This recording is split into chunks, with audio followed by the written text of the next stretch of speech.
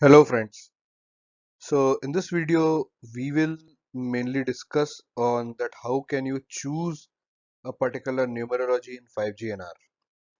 Okay, so before proceeding further, I'll just first lay down the background that we know that in 5G NR there are multiple subcarriers spacings. Okay, and each subcarrier spacing is represented by a numerology. So there might be confusion that what is the reason of having multiple subcarrier spacings or multiple numerologies in 5G NR? And if there are multiple numerologies, then how should I choose a particular numerology or particular subcarrier spacing for my application?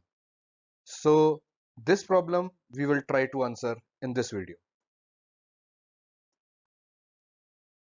So LTE has single numerology, but NR has multiple. If you are confused by this, then let's understand the reason behind having multiple numerologies and how to choose one for your application. Okay, so before proceeding further, let's first understand numerology. I think most of you must be familiar with this term if you are watching this video, but I'll try to describe this in the simplest terms. So numerology is nothing but subcarrier spacing. Okay, 3GPP is the body that defines the value of the subcarrier spacing. We might be knowing that LTE has only one subcarrier spacing, which is 15 kilohertz, but NR has multiple. Okay, if at this point of time you have a little doubt that what this subcarrier spacing is, so we know that similar to LTE, NR is OFDM based system. Okay, so which has multiple subcarriers. So the frequency distance or the frequency separation between two adjacent subcarriers is the subcarrier spacing. Okay, and this subcarrier spacing is indicated by numerology. So this table has been taken up from 3GPP specifications, and the first column here is the numerology. Okay, and this is how numerology and subcarrier spacing are related to each other. So this is the with this formula, and in this from this table we can see that numerology and subcarrier spacing are one-to-one related. Like numerology ranges from 0 to 4 and it has values 0, 1, 2, 3, 4. Similar to that, we can calculate if a numerology value is given to me, I can calculate the subcarrier spacing or vice versa. Okay, so with this help, we can see that NR has 15 kilohertz, 30 kilohertz, 60 kilohertz, 120 kilohertz, and 240 kilohertz as subcarrier spacing. You might be noticing here that 15 kilohertz is the minimum subcarrier spacing in NR, which is a single numerology in LTE.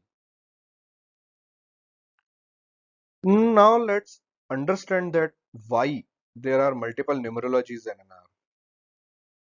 What is the need? So this actually depends on the deployment scenarios. Okay, and to answer this question, we can consider two deployment scenarios.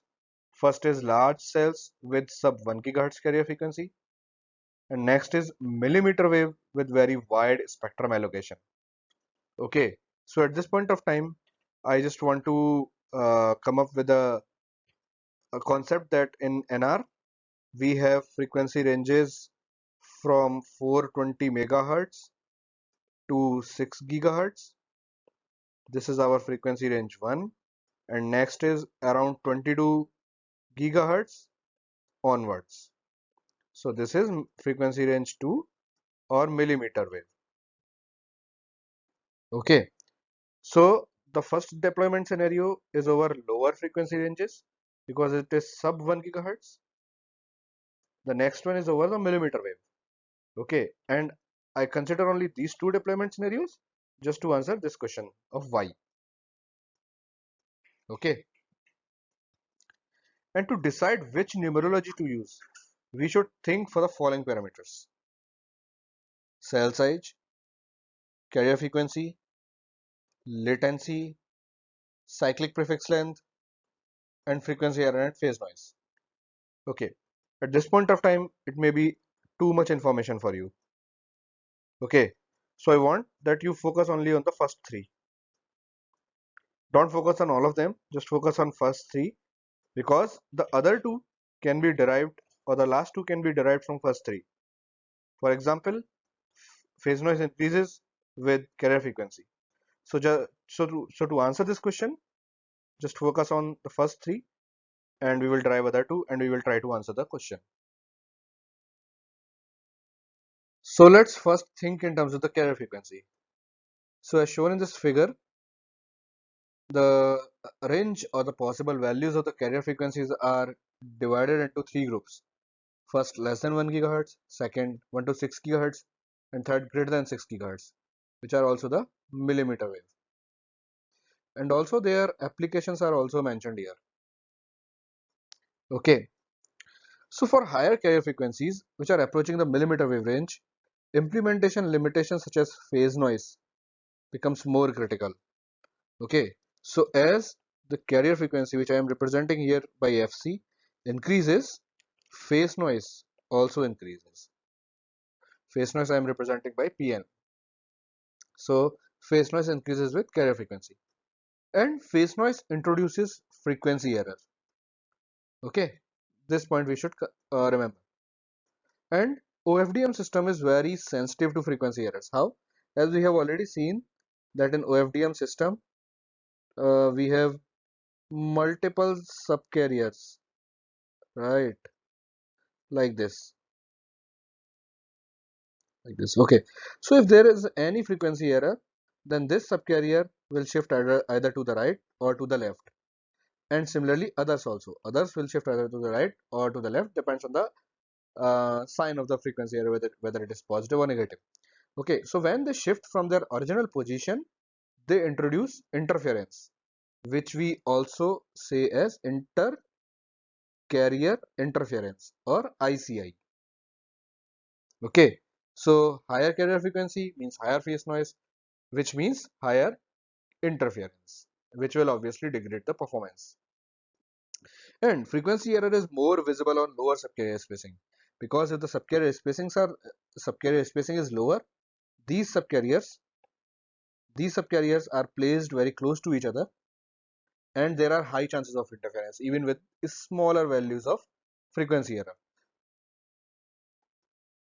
So that's why higher carrier frequency demands higher subcarrier spacing, so as to minimize the impact of phase noise or the impact of the interference. So this is one way or one logic to decide the value of numerology for my 5G NR application, or the value of subcarrier spacing for 5G NR application. Okay. Now let's think in terms of the cell size.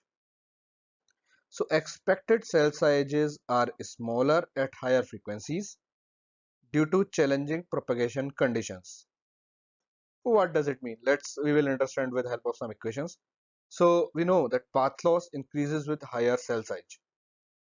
Okay.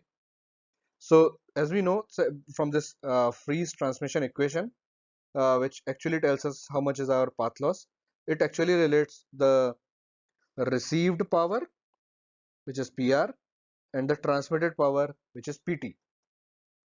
And path loss is the ratio of PT by PR. So from this equation, we can know that path loss is directly proportional to D square and F square. K is just a constant. Okay, so this means that path loss increases with cell size and carrier frequency. Okay, so here D is the distance between transmitter and receiver, which represent actually our cell size, and F is the frequency of operation. So in this case, it will represent our carrier frequency. Okay, so we understand that path loss is increasing with D and F. So if we have higher carrier frequency, then to minimize the path loss, we should expect a smaller cell size. Okay, so here we can see, or we can understand that there is a trade-off between D and F. If F is higher, I should keep my D to be on the lower side to keep minimal path loss. If D is higher, I should keep my F on the lower side to keep my path loss as minimal. Okay, so this is another logic to decide the numerology. But at this point of time, you might be thinking that this is from this logic, I am only deciding on the smaller cell size. I am not deciding on the subcarrier spacing, which is our goal here. So actually, smaller cell size will conclude our subcarrier spacing also. Let's see how.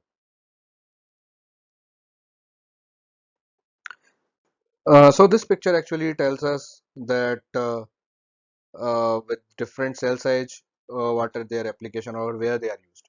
So smaller cell size will ask for a smaller cyclic prefix. How?